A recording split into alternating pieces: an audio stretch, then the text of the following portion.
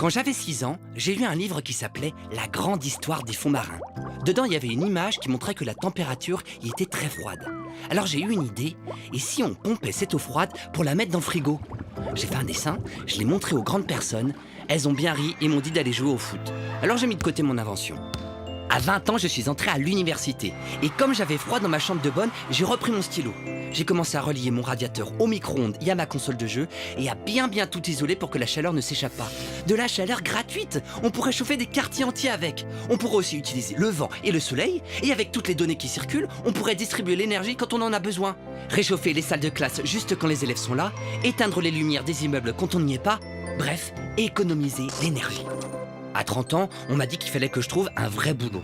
À mon 52e entretien, j'ai fait tomber de mon sac mon premier dessin. Les gens de l'entreprise l'ont vu. Ils m'ont souri et ils ont tous sorti leurs dessins de quand ils étaient petits. Ils m'ont parlé d'une ville dans laquelle les habitants vivent mieux, de transition énergétique. On s'est compris.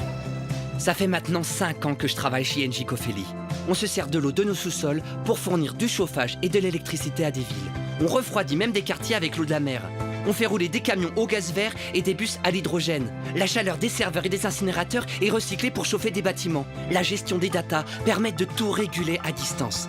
Nos dessins de gamins, aujourd'hui, c'est la réalité. Alors si un jour un enfant de 6 ans vous montre un dessin et vous dit que c'est ça la vie, ne riez pas, parce que c'est lui qui aura tout compris. Le futur ne se rêve pas, il se construit aujourd'hui. En 2019, continuons à le construire ensemble.